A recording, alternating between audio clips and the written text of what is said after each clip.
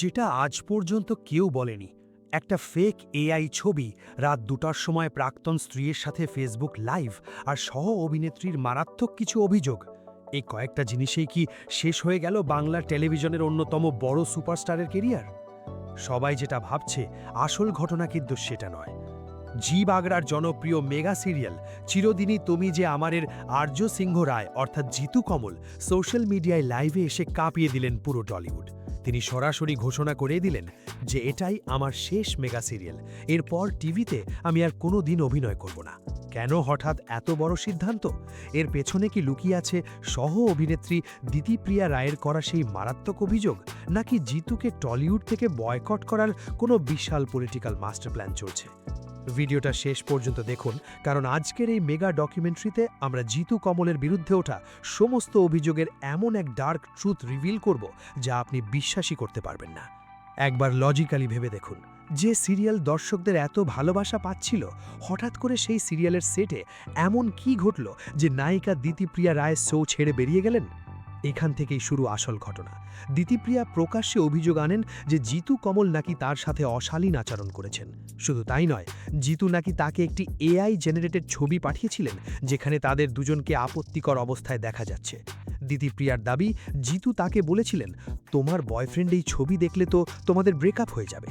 শুধু তাই নয়, দিতিপ্রিয়া একদিন শরীর খারাপের জন্য ডাক্তার দেখাতে যাবেন বলায় জিতু নাকি তাকে প্রশ্ন করেছিলেন, তুমি কি প্রেগনেন্ট? এই কথাগুলো শোনার পর যে কোনো মানুষের মনে হবে জিতু কমলই হয়তো আসল কালপ্রেট। কিন্তু মানুষের সাইকোলজি কতটা অদ্ভুত জানেন? একটা গল্পের সব সময় দুটো দিক থাকে। দিতিপ্রিয়ার এই অভিযোগের পরই জিতু কমল সোশ্যাল মিডিয়ায় তাদের পার্সোনাল হোয়াটসঅ্যাপ চ্যাটের স্ক্রিনশট ফাঁস করে দেন। জিতুর দাবি, দিতিপ্রিয়া নির্দোষ, কিন্তু তাকে পেছন থেকে কেউ বা কারা ম্যানিপুলেট করছে। বস, জিতু কমলকে পেছন থেকে কে ফাঁসাতে চাইছে? আর চিরদিনই তুমি যে আমারের শেষ দিনের সেই ভয়ঙ্কর চিঠির সত্যিটা রিভিল করার আগে আপনাদের কাছে আমার একটা সিরিয়াস প্রশ্ন আছে। ইউটিউবের অ্যানালিটিক্স আমাকে দেখাচ্ছে আপনাদের মধ্যে প্রায় 80% মানুষ রেগুলার আমাদের এই ভিডিওগুলো পুরোটা দেখেন, গসিপগুলো এনজয় করেন, কিন্তু চ্যানেলটা সাবস্ক্রাইব করেন না। এটা কিন্তু একদম ঠিক না। আপনাদের এই একটা সাবস্ক্রাইবার, ভিডিওতে একটা লাইক আমাদের এই রকম ডার্ক ইনসাইড স্টোরিগুলো খুঁজে আনার জন্য মারাত্মক হাইপ দেয়। তাই প্লিজ এখনই ভিডিওটা পজ করে সাবস্ক্রাইব বাটনটা দাবিয়ে দিন। করে দিয়েছেন? Thank you. চলুন এবার ফিরে যাই সেই ডার্ক ট্রুথে। দিতিপ্রিয়া শো ছেড়ে চলে যাওয়ার পর নতুন অপর্ণা হিসেবে এন্ট্রি নেন শিরিন পাল। কিন্তু ততদিনে জল অনেক দূর গড়িয়ে গেছে। 17ই মে 2026 চিরদিনই তুমি যে আমারের শেষ দিনের শুটিং। আর ঠিক এই দিনেই জিতু কমল সোশ্যাল মিডিয়ায় এমন একটা খোলা চিঠি লিখলেন যা পুরো ইন্ডাস্ট্রির মুখোশ টেনে ছিঁড়ে দিল। জিতু লিখলেন, আর্টিস্টদের ভয় পাই তাই দূরে থাকি। একে আপনারা আমার দম্ভ বা অহংকার বলতে পারেন।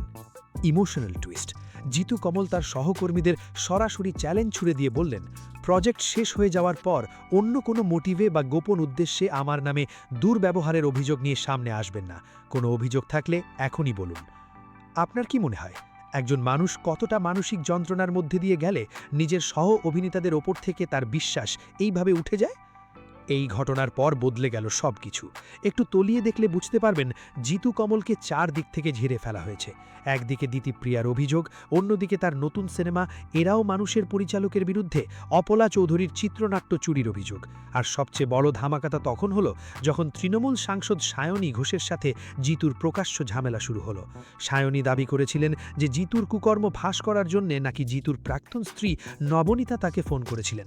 কিন্তু সবাইকে অবাক করে দিয়ে রাত 2টার সময় নবনীতাকে সাথে নিয়েই ফেসবুক লাইভে আসেন জিতু। ডিভোর্সের 3 বছর পর একসাথে লাইভে এসে নবনীতা প্রমাণ করে দেন যে সায়নীর দাবি সম্পূর্ণ মিথ্যে। ইন্ডাস্ট্রির এই নোংরা পলিটিক্স আর কাদা ছোড়াছুড়ির মাঝখানে সবচেয়ে বেশি ক্ষতি হয় কাদের জানেন?